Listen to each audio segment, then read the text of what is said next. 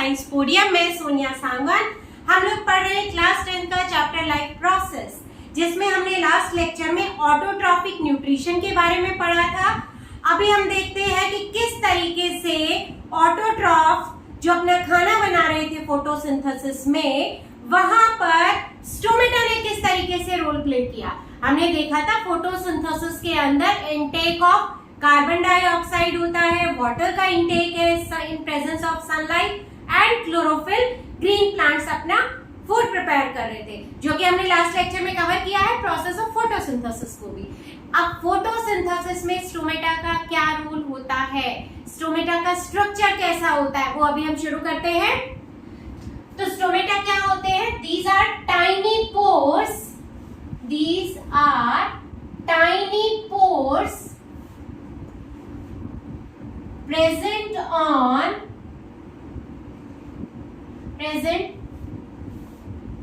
mostly on the lower surface of leaf, lower surface of leaf। और stomata का use क्या होता है? ये कार्बन डाइऑक्साइड के इनटेक एंड ऑक्सीजन के रिलीज के लिए हेल्पफुल होते हैं। Means we can say they help in exchange of gases. तो देखते हैं स्टोमेटा का स्ट्रक्चर कैसा होता है। स्टोमेटा के अंदर two guard cells are present, these are two guard cells जो कि स्टोमेटा के अंदर प्रेजेंट है।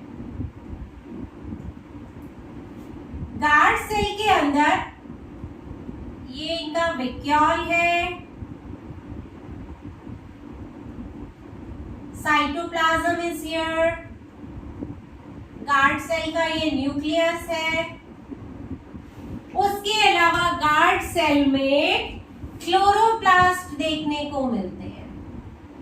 These green colored structures are chloroplast found in guard cells। ठीक है, गार्ड सेल के बाहर subsidiary cells are present। These are the cells present outside the guard cells, जिनको बोलते हैं subsidiary cells। These are called subsidiary cells।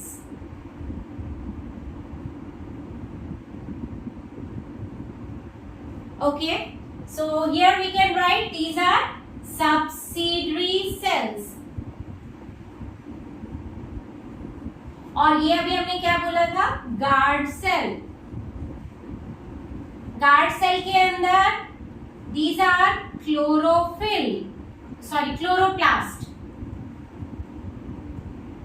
ठीक है, और क्लोरोप्लास्ट के अंदर हमने देखा था ग्रेना होते हैं, ग्रेना के अंदर थाइलेक्वाइड होते हैं, थाइलेक्वाइड की मेम्ब्रेन में पिगमेंट होता है क्लोरोफिल। ठीक है, and this is stomatal pore. ये क्या है? Stomatal pore. एंड इसी पोर से intake of carbon dioxide and release of oxygen होता है। तो here we can write the functions of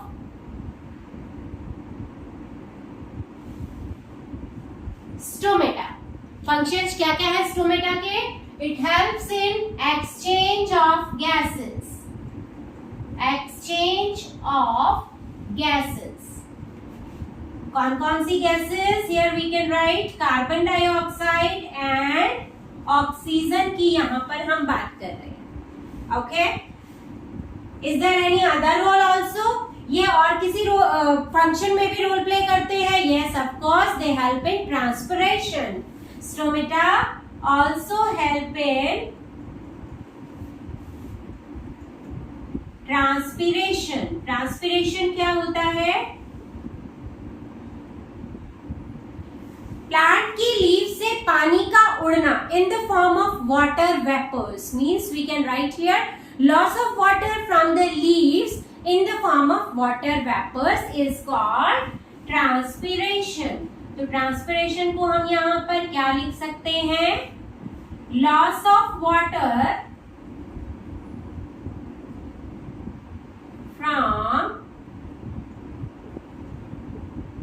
from the stomatal pore, from the stomatal pore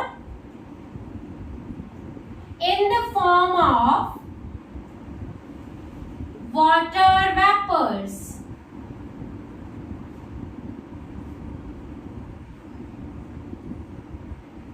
Is called transpiration.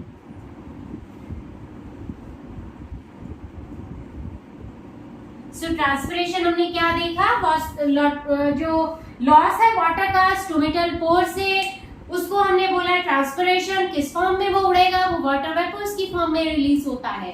क्या ये स्टोमेटल पोर हमेशा open रहता है? Is it always remain open? Does it always remain open? No, it's not.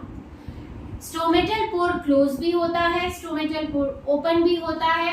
अगर ये continuously open रहेगा, in case of desert plant, पौधे से सारा पानी उड़ जाएगा, पौधा सरवाइव करेगा, प्लांट सरवाइव करेगा? No, it's not possible. So mostly in the day time desert plants के अंदर तो स्टोमेटल पोर हमेशा क्लोज ही रहते हैं. तो स्टोमेटल पोर की ओपनिंग एंड क्लोजिंग जो होती है वो किस पर डिपेंड करती है, वो अभी हम देखते हैं. Opening and closing of stomata. Opening and closing of stomata.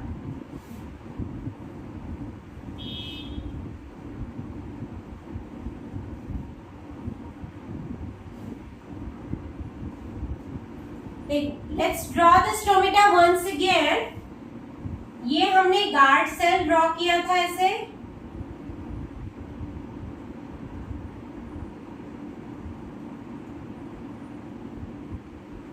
Guard cell के बाहर हमने कौन से सेल बताए थे? Subsidiary cells. कौन से सेल्स थे? Subsidiary cells. So these are subsidiary cells present outside the guard cells. यहां पर स्टोमेटल पोर को हम क्लियरली देख सकते हैं. इसके अंदर यहाँ क्लोरोप्लास्ट प्रेजेंट थे, nucleus of the guard cell, and this is stomatal pour.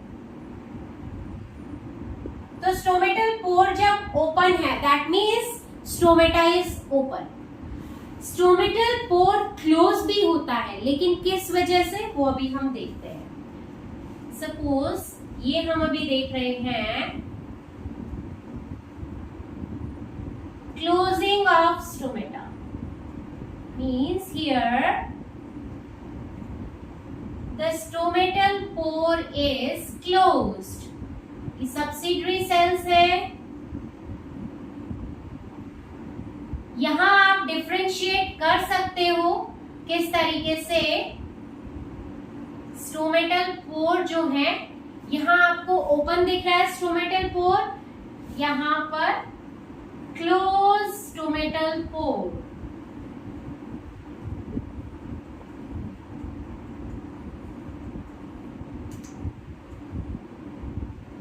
These are again chloroplast,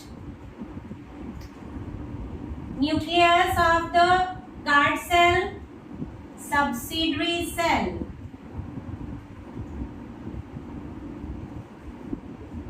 Okay, guard cell.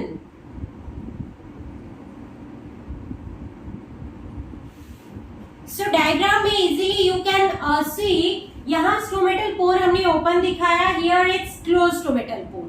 इसका जो ओपनिंग एंड क्लोजिंग है वो किस पर डिपेंड करती है? That depends on water. Once the stomata absorb the water, stomata absorb the water means these guard cells. जैसे ही गार्ड सेल वाटर एब्सॉर्ब करते हैं, दे बिकम टर्जिड. टर्जिड होते ही the stomatal pore will be open.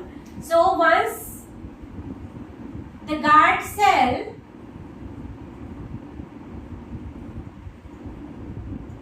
absorb the water, they become turgid. They become turgid, and this turgidity cause opening of stomata. So this turgidity cause opening of stomatal pore, you can say stomatal pore. And closing कैसे रहेगा? Closing of stomatal pore कैसे रहता है? अगर ये water को absorb करके turgid हो गए तो they cause opening of the stomatal pore. इसका opposite, once they lose the water, once the guard cell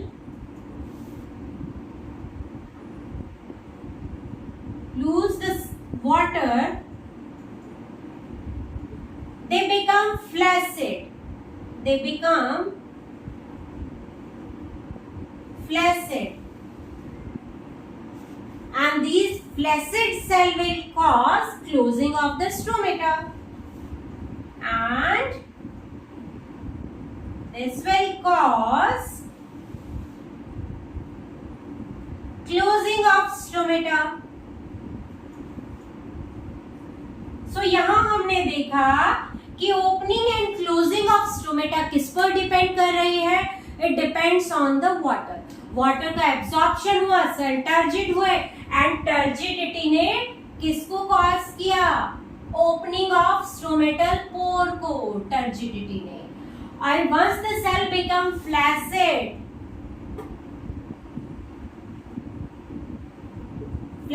flaccid cell causes closing of the stomatal pour.